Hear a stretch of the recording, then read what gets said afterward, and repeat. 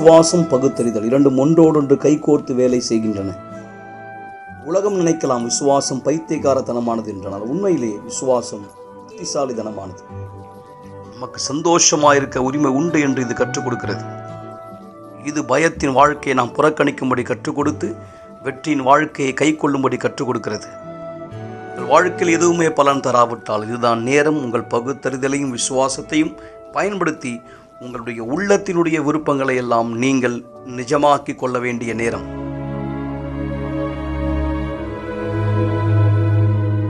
Universal ஆலயம் தேவனுடைய ராஜ்யம். வாழ்க்கைக்கான நடைமுறை விசுவாசத்தை கண்டடையுங்கள்.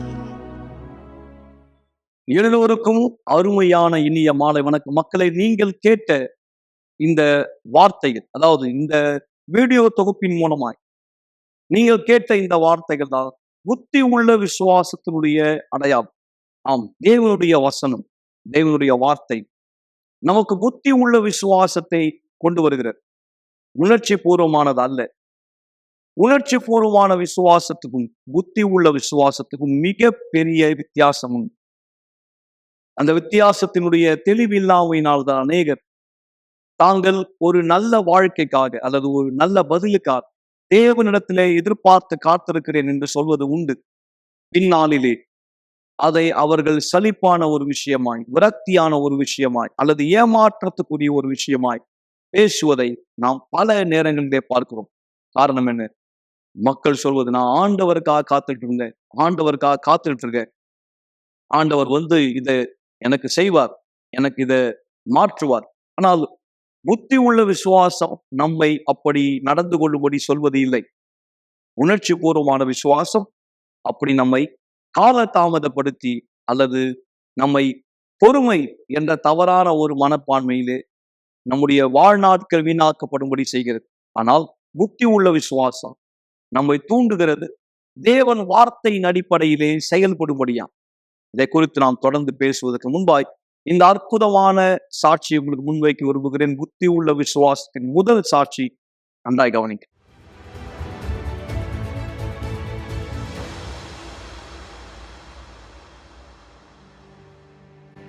வணக்கம், என்னுடைய பேர் பிரதாப் குமார். என்னுடைய சொந்த ஊர் தேனி மாவட்டம். நான் தேனி மாவட்டத்தில் BE electronics and communication engineering முடிச்சுட்டு அந்த சர்டிஃபிகேட் சான்றிதழ்களை வச்சுட்டு சென்னைக்கு என்னுடைய சொந்தக்காரங்களோட வீட்டுக்கு வந்தேன். இங்கே முதல்ல வேலை தேடினேன். எல்லா இடங்கள்ல அலைஞ்சு வேலை தேடினேன். வேலை எதுவும் கிடைக்கல. அந்த நேரங்களில் தான் நான் இந்த யூனிவர்சல் ஆலயத்தை கண்டடைந்தேன். என்னுடைய நண்பர் மூலியமா இந்த யூனிவர்சல் ஆலயத்தை பற்றி தெரிஞ்சுக்கிட்டேன். இங்கே யூனிவர்சல் ஆலயத்தில் ஈவினிங் டைமில் அந்த மீட்டிங்கில் அட்டன் பண்ணேன். அப்புறம் ஞாயிற்றுக்கிழமைகள்லையும் தோறும் அந்த மீட்டிங்கில் அட்டன் பண்ணேன். ஒரு வாரம் 2 வாரங்கள் அந்த மாதிரியான நாட்களில் நான் அட்டன் பண்ணேன். அப்போ தசம பாகத்தை குறித்து நம்ம ஆலயத்தில் விளக்கமாக சொன்னாங்க. ஆண்டவர் எப்படி ஆசீர்வதிப்பார், முதல் 10 பாகத்தில் உண்மைத்தன்மையாக இருந்தேன்னு. அதுக்கடுத்து நான் வேலை தேடினேன். ஆண்டவர் எனக்கு ஒரு வேலை கிடைச்சிது. அப்போ அந்த வேலையில மிகவும் குறைவான சம்பளம், வெறும் 4000 ரூபாயில தான் ட்ரைனிங் பீரியடுக்கான சம்பளம் எனக்கு கிடைச்சது. அந்த 4000 ரூபாய் சம்பளத்துல தான் நான் வேலைக்கு போயிட்டு இருந்தேன்.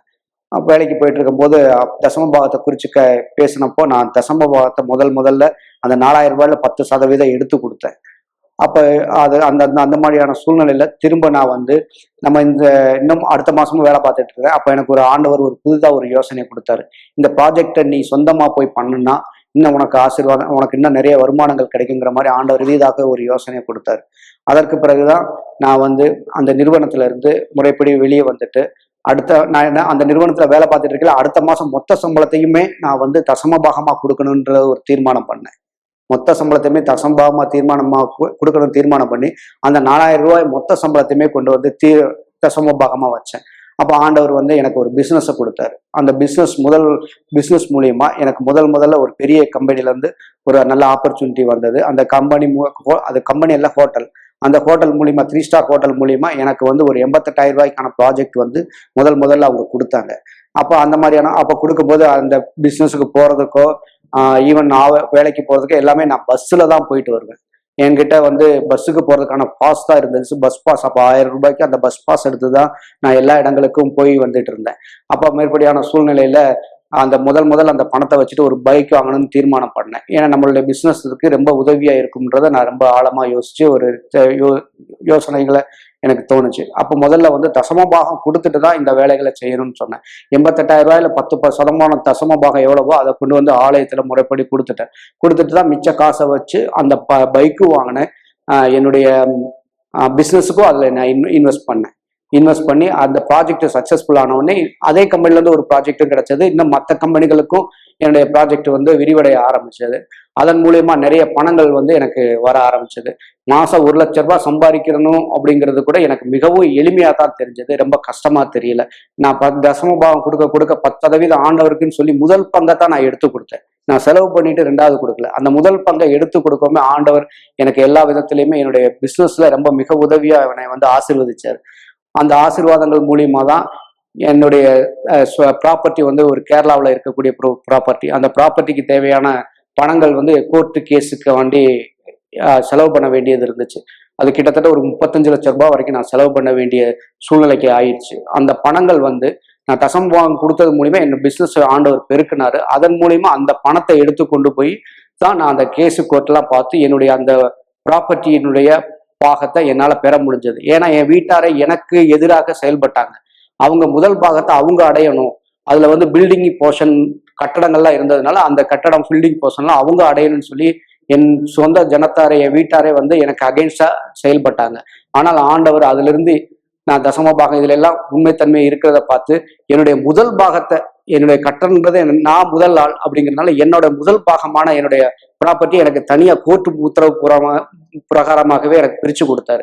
அதற்கு தேவையான பணம், அதற்கு தேவையான எல்லா செலவினங்களையுமே ஆண்டவருக்கு நான் தசமபாகத்துல உண்மையா இருந்ததுனால ஆண்டவர் எல்லாவற்றையுமே எனக்கு பார்த்து கொண்டார். இன்னைக்கு நான் எல்லா விதத்திலையும் ஒரு முழுமையான ஆசீர்வாதத்தை அடைஞ்சிருக்கிறேன். தசமபாகத்துல எவ்வளவு உண்மைத்தன்மையா இருந்தனோ அதே மாதிரி ஆண்டவர் எனக்கு முதல் பாகத்தவே என்னுடைய ப்ராப்பர்ட்டியில கொடுத்திருக்காரு. என்னுடைய வாழ்க்கையினுடைய பண தேவைகள் எல்லா விதத்திலுமே முழுமையான ஆசீர்வாதத்தை ஆண்டவர்கிட்ட அடைஞ்சிருக்கேன். அது ஏன்னா என்னுடைய தசமபாகத்துல மிகவும் உண்மைத்தன்மையா இருந்ததுனால இந்த ஆசீர்வாதங்களை என்னால அடைய முடிஞ்சது.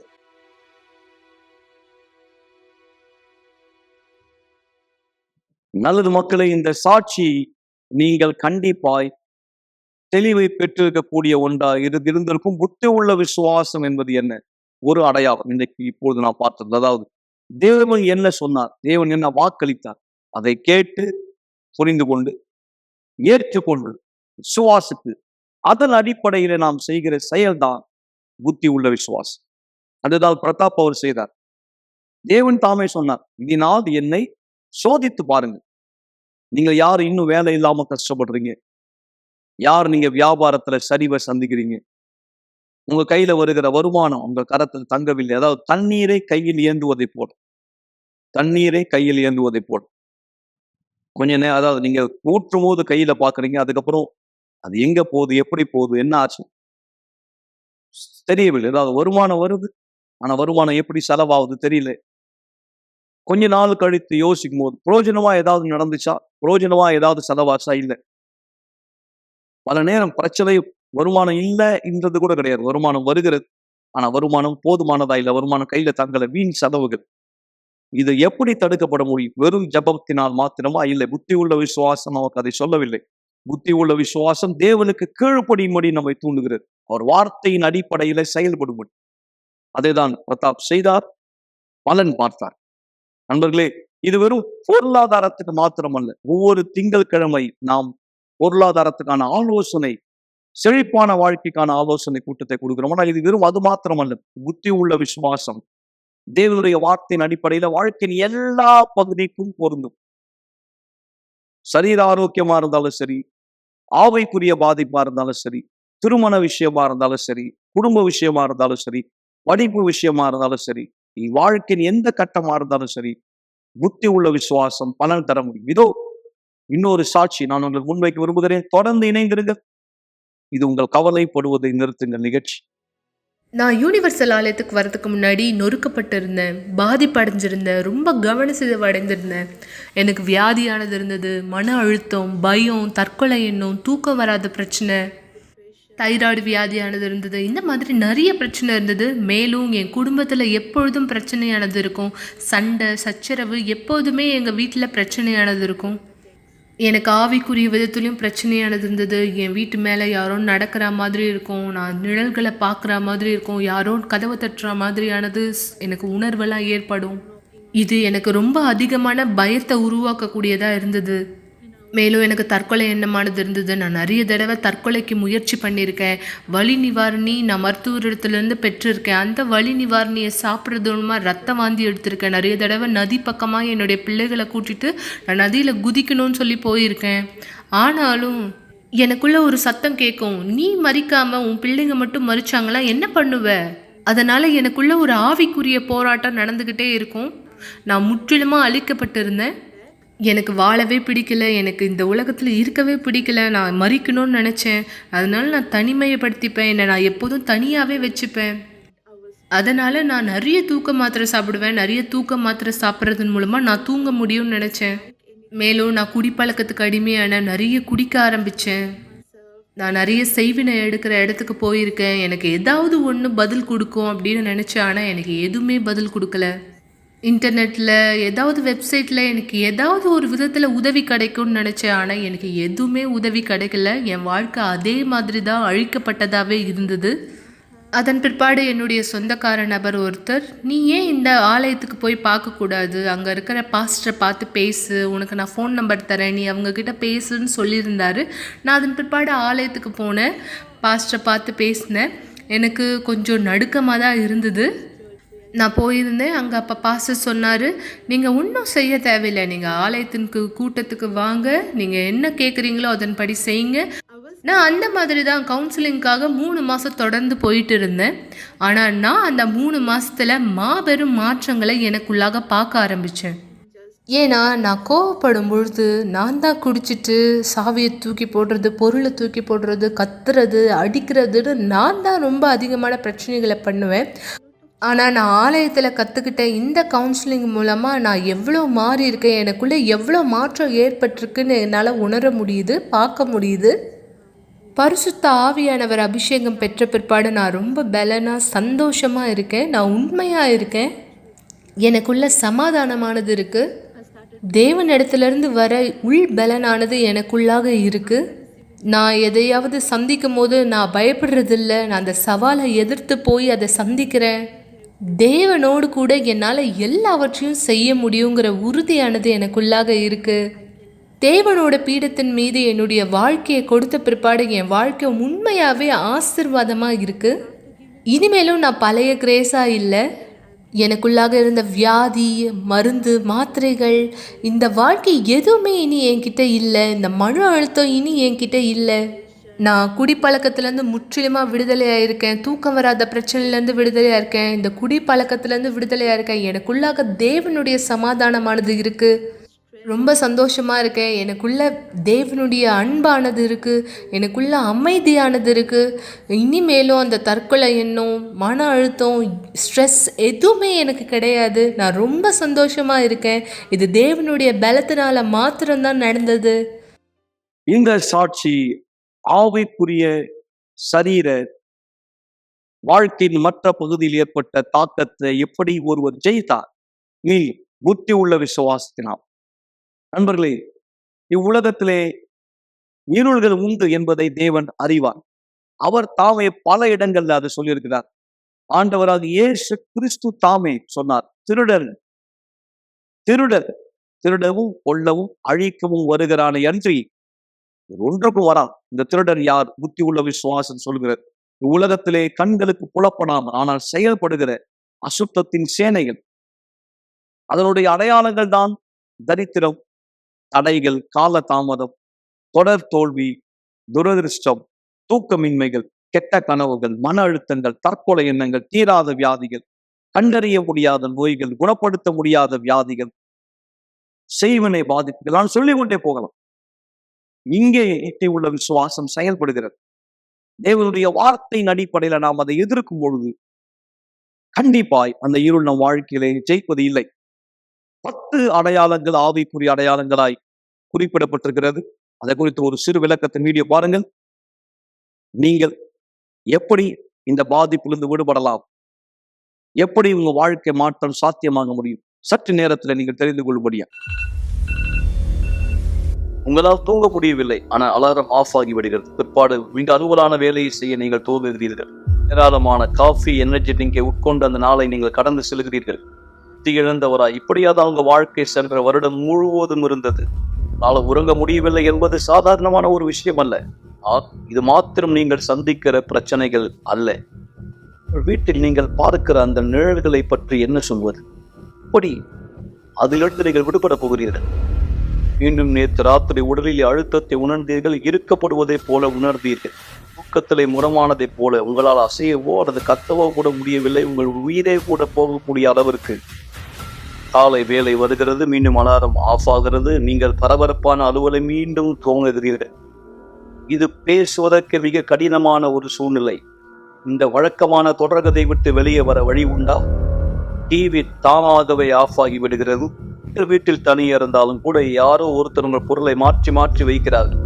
நீங்கள் ஆவிக்குரிய தாக்குதலுக்கு பாதிக்கப்பட்டுகிறீர்கள். இது 5வது தடவை இந்த மாதம் பதற்றத்திற்கான மாத்திரை வாங்க நீங்கள் மருந்து கடைக்கு சென்றது. இந்த மாதத்திலே அதிர்ச்சி தாக்குதலில் இருந்து உங்களை காத்துக் கொள்ளும்படி இறந்து போன குடும்ப ஒருத்தர் உங்களோடு பேசுவதை போன்ற குரல்களை கேட்கலாம். இது இனி உங்கள் வாழ்க்கையாய் ஒருபோதும் இருக்கக்கூடாது. ஒவ்வொரு வெள்ளிக்கிழமையும் எங்களோடு இணையுங்கள். இந்த தொடர் சங்கிலியில் ஆவிக்குரிய அழுத்தத்திலிருந்து விடுபட 282 அண்ணா சாலை, சென்னையில்.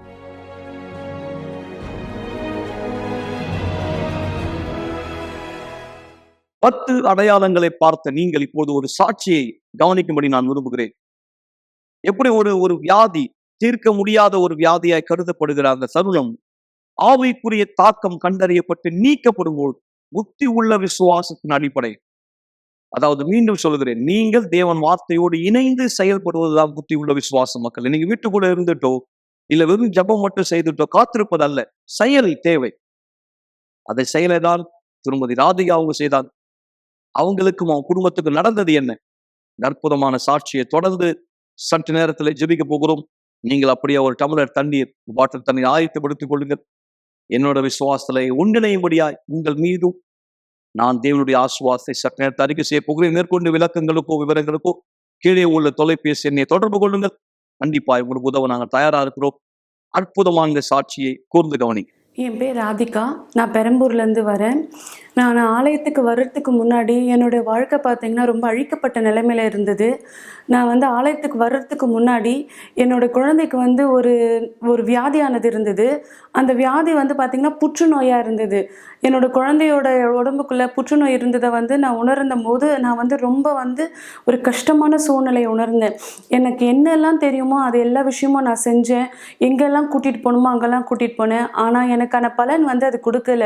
குழந்தை இறந்துடக்கூடிய ஒரு சூழ்நிலையை மட்டும்தான் எனக்கு அது கொடுத்துச்சு. அப்போ ஒரு சமயம் நாங்கள் சோர்ந்து போயிருந்தோம். எவ்வளோ முயற்சி எடுத்தோம், எவ்வளோ பணம் செலவு பண்ணியும் என்னோட குழந்தைய என்னால் காப்பாற்ற முடியல.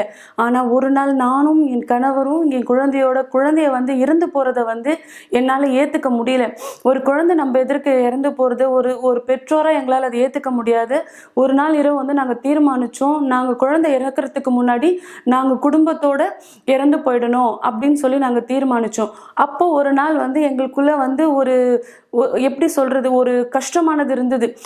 நாளைக்கு சொல்லக்கூடிய அந்த ரிசல்ட்னால நம்ம குழந்தைய இழந்துடுவோம், அதுக்கு முன்னாடி நம்ம ஏதாவது பண்ணிக்கணும் அப்படின்னு அன்றைக்கி நைட்டு நாங்கள் தீர்மானித்தோம். அன்றைக்கி நைட்டு ஒரு 12:30 மணி இருக்கும். எனக்கு நல்லா என்னமோ ஞாபகம் இருக்குது. எங்கள் சித்தி அவங்க யூனிவர்சல் ஆலயத்துக்கு முன்னாடி வந்துட்டு இருந்தாங்க. அப்போ அவங்க சொல்லிட்டு இருந்தாங்க, நீ இந்த தீர்மானம் எடுத்தது ரொம்ப தவறான விஷயம். நீ ஒரு வாட்டி ஆலயத்துக்கு பாரு, நீ குழந்தை கண்டிப்பாக இது ஒரு சான்ஸாக இருக்கும். நம்ம எவ்வளோலாம் முயற்சி எடுத்தும் குழந்தை குணப்படுத்த முடியல. உனக்கு தோல்வியான வார்த்தைகள் மட்டும் தான் தெரிஞ்சுது. நீ ஒரே ஒரு வாட்டி குழந்தைய அங்கே கூட்டிகிட்டு பாரு, அதுக்கப்புறம் உனக்கு அந்த எப்படி உன்னோட எண்ணம் உணருதுன்றது நீ தீர்மானிச்சுக்கோ, அதில் நான் தலையிட மாட்டேன்னு சொன்னாங்க. மறுநாள் காலையில் நான் சர்ச்சுக்கு போனேன். போகும்போதே எனக்கு அந்த ஒரு சர்ச்சுக்கு போகணுன்ற அந்த ஒரு விருப்பமே இல்லை எனக்குள்ளாக. எங்கேயுமே முடியல. ஏன்னா நான் ஒரு மெடிக்கல் லைனில் ஒரு நர்ஸாக ஒர்க் பண்ணிகிட்ருக்கேன். அந்த என் குழந்தைக்கு ஏற்பட்ட பிரச்சனையை வந்து என்னால் உணர முடிஞ்சுது. இது இந்த ஸ்டேஜில் இருக்கும்போது கண்டிப்பாக ஒரு மெடிக்கல் ரீசனாக மருத்துவ உறுதியாக பார்க்கும்பொழுது குழந்தை பிழைக்காது அப்படின்ற ஒரு மன உறுதி தான் எனக்குள்ளே இருந்தது. சர்ச்சுக்கு போகிறதுனால மட்டும் குழந்தை அதை மாறிட முடியுமா, அந்த ரிப்போர்ட் மாறிடுமா, ஒன்றும் இல்லைன்ற ஒரு அவநம்பிக்கையோடு தான் நான் முதல்ல சர்ச்சு உள்ள காலை வச்சேன். ஆனால் என்னோட கணவர் சொன்னார், இல்லை ஒரு வாட்டி போய் பார்ப்போம் அப்படின்னு சொல்லி என் கணவர் சொல்லும்பொழுது அவரோட வார்த்தைக்கு மட்டும் நான் என்ன ஒரு சம்மதம் சொல்லி வேண்டா வெறுப்போட என் குழந்தைய தூக்கிட்டு நான் சர்ச்சுக்கு போனேன். ஆனால் சர்ச்சுக்கு போய் உள்ளே போனதுமே குழந்தைகிட்ட பாஸ்டர் கொடுத்து இந்த மாதிரி எங்களோட விஷயத்தை நாங்கள் சொன்னோம். சொல்லும் போது அந்த இடத்துல வந்து பார்த்திங்கன்னா பாஸ்டர் எங்களுக்கு ஒரு நம்பிக்கை கூடிய ஒரு வார்த்தையை சொன்னார். தேவன் அவர் மூலிமா அந்த வார்த்தையை எங்களுக்கு தெரிவித்தார். ஆனால் அப்போ கூட நான் அதை உணரலை. ஏன்னா எனக்கு வந்து நம்பிக்கை இல்லை. ஏன்னா குழந்தையோட உடலோட நிலைமை வந்து இந்த மாதிரி இருக்குது. நிச்சயமாக என்னோட குழந்தை பிழைக்கும்ன்ற ஒரு நம்பிக்கையான உறுதி எனக்குள்ளே இல்லை.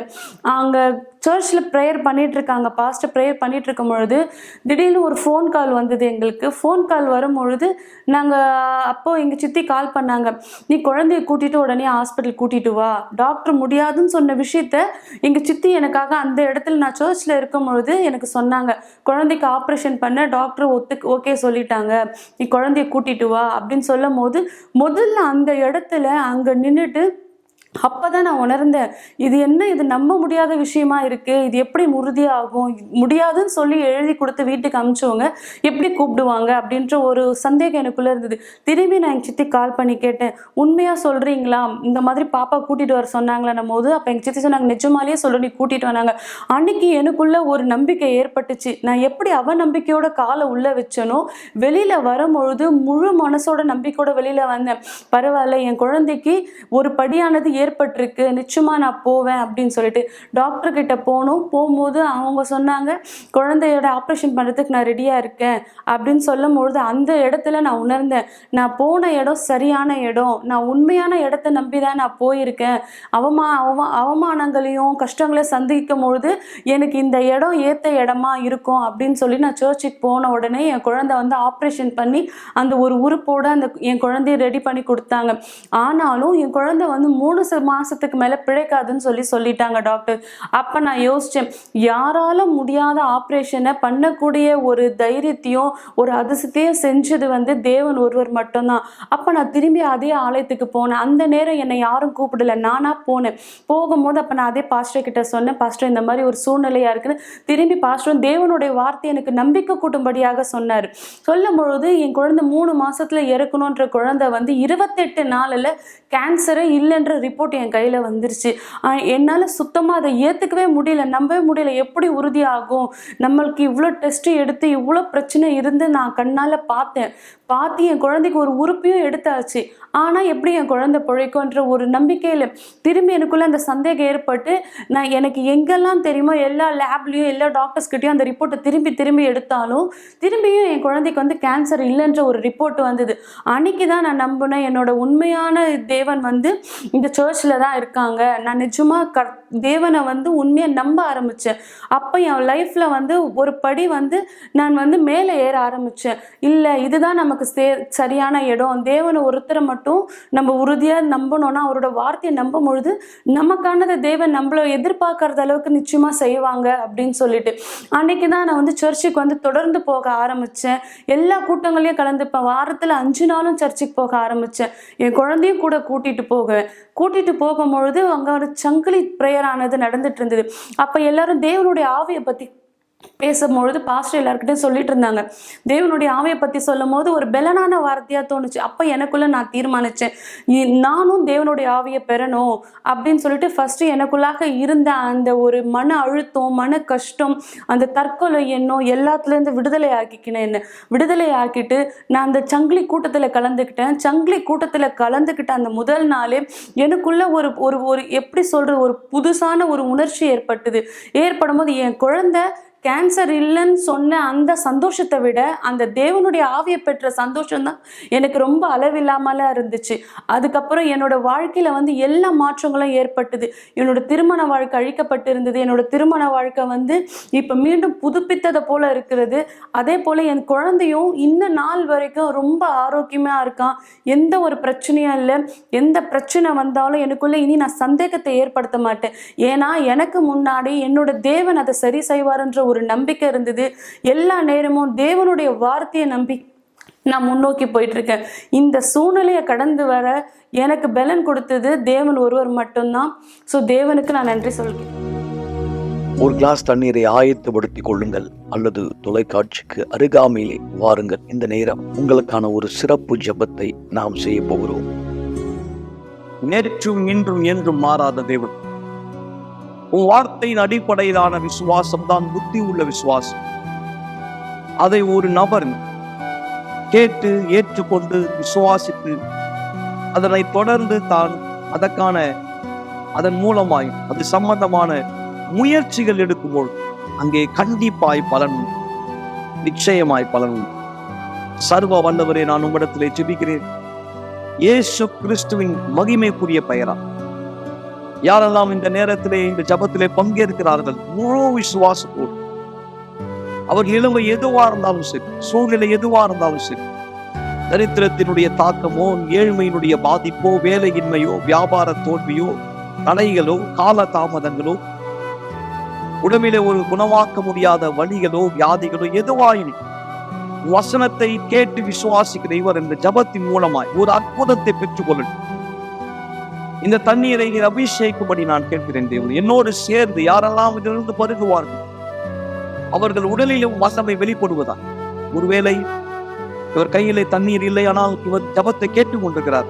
வெளியிலே, பேருந்திலே, பிரயாணத்திலே நடந்து கொண்டு எதுவுமே யாருமே இல்லாத இடத்திலே தன்மையிலே அங்கேயும் சக்தி செல்லட்டும், வல்லமை வெளிப்படட்டும். இயேசு கிறிஸ்துவின் பெயரால் இந்த ஜபத்தை கேட்பதற்காய், தண்ணீரை ஆசீர்வதித்திருப்பதற்காய் நன்றி செலுத்துகிறேன் பிதாவே. ஆமென். ஆசீர்வாதமான தண்ணீரை குடியுங்கள் நண்பர்களே. குணமாக்குதலை பெற்றுக் கொள்ளுங்கள். உங்களுக்கான வழிகள் திறக்கப்படுகிறது. விசுவாசம் ஆனால் செயல் கண்டிப்பாய் தேவை. புத்தி உள்ள விசுவாசத்தின் செயல். தேவன் உங்களோடு கூட இருப்பாராய். நாளை மீண்டும் இந்த நிகழ்ச்சியின் மூலமாய், சாட்சிகளின் மூலமாய், கண்டிப்பாய் தேவனுடைய இன்னொரு ஆலோசனை வழிகாட்டுதல் மூலமாய் நான் உங்களை மீண்டும் சந்திப்பேன். இந்த லிங்கை ஷேர் பண்ணுங்க, மற்ற மக்களுக்கு தெரியப்படுத்துங்க. இப்போதும் இந்த நேரத்திலும் நீங்கள் எங்களுக்கு உங்கள் விண்ணப்பத்தை அனுப்ப விரும்பினால் வாட்ஸ்அப்ல நீங்கள் எங்களுக்கு செய்தி அனுப்பலாம், அல்லது எங்களை தொடர்பு கொள்ள விரும்பினால் நீங்கள் செய்யலாம். நேரடியாக வர விரும்பினால் நீங்கள் எங்கள் சிறப்பு விருந்தின். தேவன் அனைவரை ஆசீர்வதிப்பாராய். செல்வான். ஒரு நாள் நீங்க கடைசியா இந்த உலகத்துல எழுந்துப்பீங்க. அந்த நாள் கடைசியான நாளா இருக்கும்.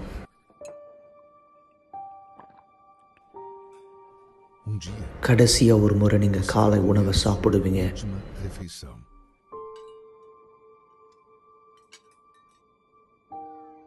ஒரு நாள் உங்க குடும்பத்தினுடைய முகத்தை கடைசியா நீங்க பார்ப்பீங்க.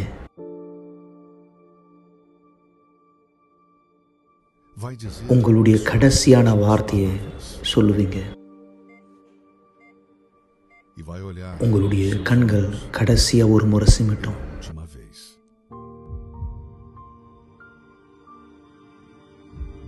உங்க இருதய துடிப்பு கடைசியா ஒரு முறை துடிக்கும்.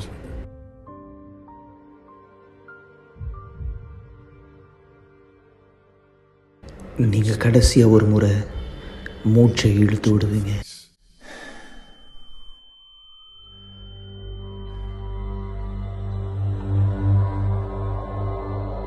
அந்த நேரம் உங்களுடைய ஆவிக்குரிய கண்களை திறக்கப்படும்.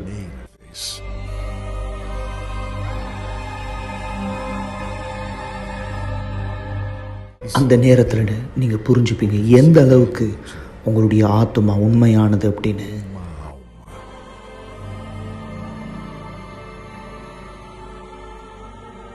அந்த நாள் இந்த பூமியில நடந்தது எல்லாமே உங்களுடைய ஆத்மாவை காப்பாற்ற மட்டும் நீங்கள் புரிஞ்சுப்பீங்க.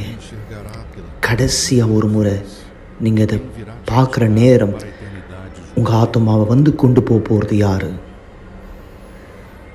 அந்த நேரம் நீங்கள் யார்கிட்ட உங்கள் நேரத்தை கொடுத்தீங்களோ, யார்கிட்ட உங்கள் நாளை கொடுத்தீங்களோ, யார்கிட்ட உங்கள் விருப்பத்தை செஞ்சீங்களோ, யாரை நீங்கள் வணங்குனீங்களோ, இந்த வாழ்க்கையில் இது உங்களை பதட்டப்படுத்துதா இல்லை இது உங்களை உறுதிப்படுத்துதா?